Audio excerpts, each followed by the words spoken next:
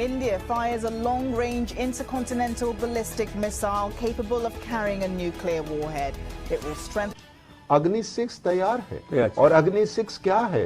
ये है Merv, MIRV, Merv, multiple independently targeted weapons re entry vehicle, यानी missile fire होगा और वो सैटेलाइट की वजह उसकी गाइडेंस से ऊपर जाएगा। सैटेलाइट उन्होंने खास तौर पे इसके लिए बनाया, स्पेस में जाएगा, स्पेस से री एंट्री होगी, जितना स्पेस में ट्रेवल होगा अनडिटेक्टेड होगा, फिर री एंटर करेगा मल्टीपल टारगेट। 1500 किलोग्राम तक का ये बारूदी मवाद अपने साथ ले जा सकता है, तबाकुन मवाद, और रॉकेट के फार्मूला के ऊपर ये बना हुआ है। इसकी रफ्तार बहुत तेज है, 29,401 किलोमीटर फी घंटा की रफ्तार से ये उड़ता है। भारत जो है वो 5500 किलोमीटर से 5800 किलोमीटर तक है, लेकिन बाद इतलात के मुताबिक ये इससे भी ज्यादा दूर तक जा सकता है, लेकिन भारत बताता इसलिए नहीं है कि उससे यूरोप अपने आप को खतरे में महसूस करता है। लेकिन ये वो वाहिद भारत का मिसाइल है जो चाइना के हर कॉर्नर तक जाके अटैक कर सकता है। बात सिर्फ चाइना और पाकिस्तान तक की सीमित नहीं है, दुनिया के लगभग सारे देश ही इस बात से बहुत ही ज़्यादा सहमे हुए हैं कि भारत ने इतना लंबी रेंज वाली मिसाइल आखिरकार कैसे परीक्षण कर ली, कैसे सब कुछ जो है वो चालू करने जा रहा है। क्योंकि इंडिया एक एटॉमिक कंट्री है और एटॉमिक कंट्री के पास में इतने बड़ी रेंज का मिसाइल आ जाए तो वो बहुत ही बड़ी बात अपने आप में वैसे ही हो जाती है। अब पाकिस्तान और चाइना तो खैर बहुत पहले से ही जद में थे, पर अगर हम इस चीज़ को बड़े पर्सपेक्टिव से देखा जाए तो फिर चाइना के इतने सालों में पहले बात तो मिसाइल कितनी कुछ भी कर लो आप चला नहीं सकते, जैसा आज का माहौल बन गया है मिसाइल चलाना ये तो एकदम इम्पॉसिबल वाली बात होगी। इसको बाकी देश भी जानते हैं कि यहाँ कितना भी बना के आप रख लो पर चला नहीं सकते, लेकिन बना के रखना ही कितनी बड़ी बात है। उससे अभी हम जैसी चाइना की परिस्थितियाँ देख रहे हैं, चाइना आप देखो हर कुछ दिनों में कुछ ना कुछ स्टेटमेंट देता रहता है, बौखलाया रहता है। ये बौखलाहट अपने आप से क्यों आ रही?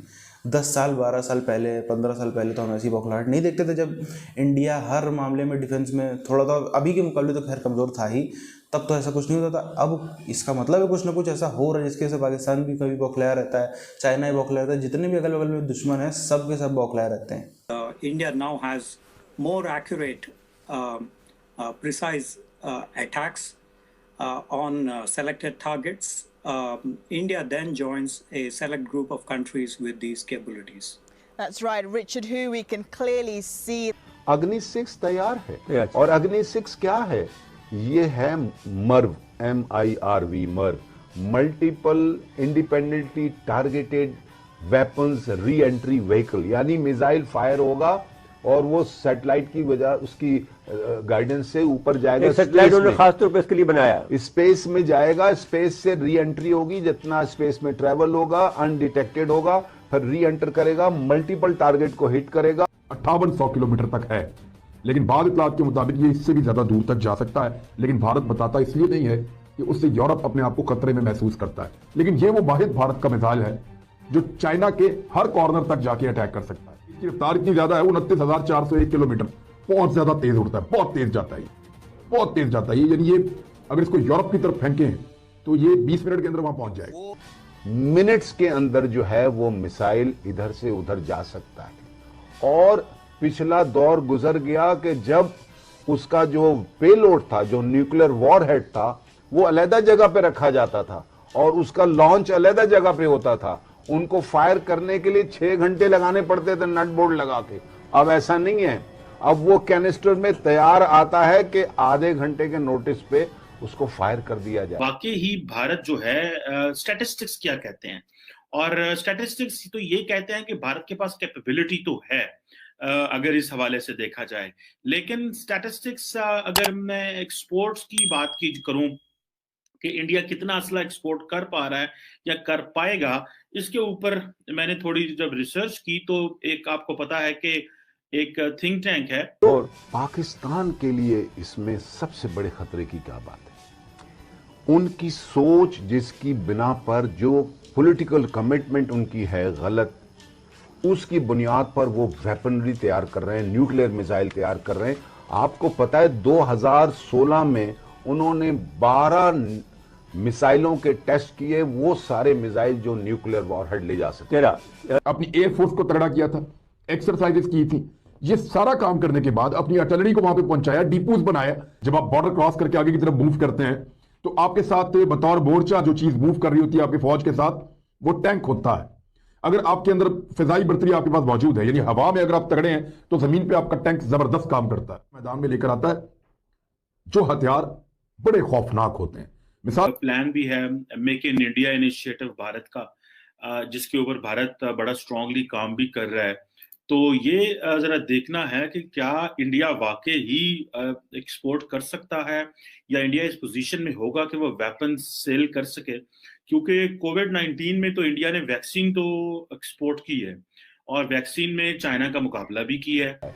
तो किस कदर खतरनाक सिचुएशन होगी, खास तौर से इतनी हॉकिश गवर्नमेंट, जाहिराना इश्तिहाल अंगेज उनके हाथ में ये डुगडुगी थमा दी जाए। है कि वो पाकिस्तान और चीन से आगे निकलकर अब यूरोप और अमेरिका की तरफ बढ़ रहा है। इससे अंदाज़ा होता है कि जो अमेरिका की बालादस्ती है वो इस वक्त खतरे में पड़ गई है, इस लिहाज से कि वो जो मगनी अब उसके जो प्रोग्राम का अगर आप जायज़ा लिया जाए तो वो 8,000 किलोमीटर तक की रेंज का वो मगनी बनाने जा रहा है।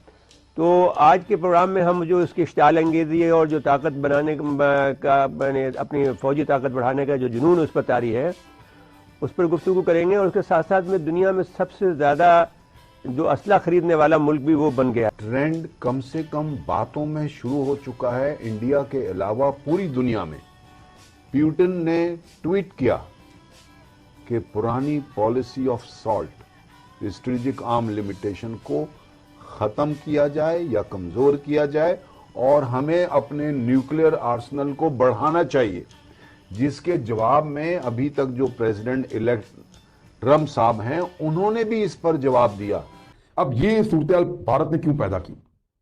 इसलिए भारत ने ऐसा किया कि भारत को यह लगता है रोकने के लिए उन हथियारों को मैदान में लाया जाए जिससे हम चाइना को डराएं कि अगर जंग होगी तो हम भी तबाह हो जाएंगे, तुम्हें भी तबाह कर देंगे। लेकिन मेरे ख्याल में चाइना को इससे डरने की जरूरत नहीं है। भारतीय जो है वो कोई जंगजू कौम नहीं है। भारत अभी पाकिस्तान के साथ जंग छेड़े तो चौथे पांचवें दिन भारत में एहतजाज शुरू हो जाएगा, जंग बंद करो, जंग बंद करो। वो इस तरह का मुल्क है। भारत के अंदर जंगी जुनून वैसे तो है मीडिया वगैरह के अंदर, के साथ कभी नहीं खेलेगा जो हथियार खुद एक खुदकुशी का लेवल रखते हैं। उन्होंने अपना command and control of nuclear weapon को किसी हद तक डिसेंट्रलाइज कर दिया है और बहुत छोटे लेवल पे दे दिया और बहुत छोटे लेवल पे दे दिया है विद द गवर्नमेंट जो आज गवर्नमेंट ऑफ द डे है, रिस्क टेकिंग गवर्नमेंट, जो फ्लैम पॉइंट किस्म की गवर्नमेंट होती है कि सेकंड स्ट्राइक कैपेबिलिटी जो है वो इंडिया को मार्च 2016 में जब उन्होंने K4 मिसाइल अपनी सबमरीन अरिहंत से फायर किया था, तो वो सेकंड स्ट्राइक कैपेबिलिटी के क्लब में शामिल हो गए। या भारत की फौज अपने आप पे इन्हिसार नहीं कर रही और उन्होंने एक स्पेशल चीज जो है वो उससे आगाज कर लेते हैं कि चाइना ने अपने tanks line of actual control पे बिल आखिर पहुंचा दिए हैं। देखिए चाइना ने सबसे पहले क्या किया था? सबसे पहले इंफ्रास्ट्रक्चर बनाया था, जगह बनाई थी, अपना एयर डिफेंस सिस्टम लेकर गया था, अपनी मिसाइल साइट्स वहां पे बनाई थी, अपना जो फ्रंट लाइन सोल्जर था उनको तगड़ा किया था। कुछ है वो इससे भी ज्यादा डेंजरस है।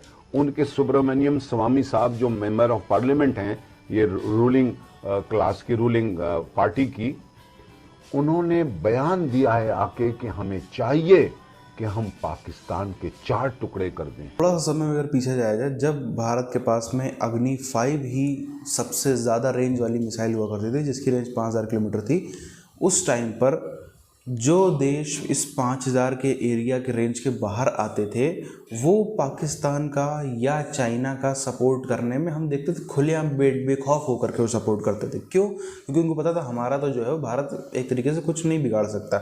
ऐसी उनकी सोच थी और कहीं ना कहीं ये सोच जायज़ भी थी अगर इसको हम थोड़ा ध्यान से समझें तो। भले ही चाइना और पाकिस्तान हमारे बगल बगल में है पर दूर भी। उसके सबसे पहली बात तो अब ज़्यादातर देश जो है लगभग सारे वो सब आ गए हैं इसकी रेंज में। सबसे बड़ी बात अमेरिका जो कि हमने दुनिया में देखा है जितने भी विवाद हुए हैं पिछले 70-80 सालों में, सब में या तो अमेरिका के हथियार बिक रहे होते हैं, सब में या तो अमेरिका का कुछ और फ़ायदा होता है या फिर किसी भी तरीके से डायरेक्टली इनडायरेक्टली अमेरिका का बहुत अच्छा कदम को फ़ायदा हो दिख जाता है कि हाँ जब वॉर जब ख़त्म होते हुए आई तब तक अमेरिका ने बहुत दबा करके डॉलर्स कमा लिए और दबा करके जो है अपना माल बेच लिया, सब कुछ कर लिया।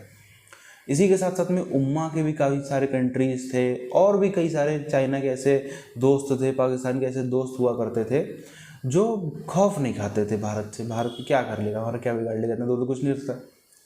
अब पिछले 2-3-4 सालों में कुछ चीज़ें इस प्रकार से बदली हैं, जैसे हम देखें मिसाइल कोई भी देश किसी दूसरे देश को नहीं बेचता है, मिसाइल वाली टेक्नोलॉजी में बेची ही नहीं जाती हैं असल पूरी दुनिया में देखें तो। पर भारत एक तरफ जो है वो ब्रह्मोस हमने देखा वियतनाम को बिकते हुए, हमने और कई सारे जो हमारे दुश्मन के दुश्मन देश हैं वहाँ पर अपने अलग अलग हथियार जो है वो बिकते हुए देखे। एक तो बिक रहे हैं, पैसा आ रहा है, प्रॉफिट हो रहा है, सब कुछ इकोनॉमी चल रही है, वो अच्छी चीज़ है। दूसरी चीज़ ये है कि उनका हमारे संग में तो बहुत अच्छा फ्रेंडली रिलेशनशिप है, लेकिन जो हमारा दुश्मन है जैसे चाइना की अगर हम बात करें तो वो ही उनका भी दुश्मन आ जाता है। तो इसलिए उस पूरे प्रकरण को हम समझ सकते हैं कि एक तरीके से हमने एक और कोने से चाइना को घेर लिया।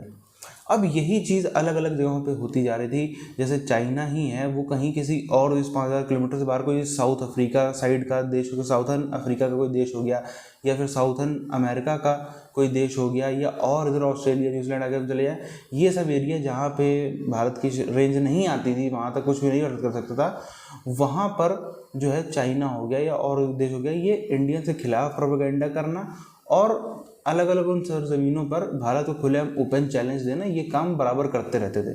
अब वो सब में भी खौफ आ गया है।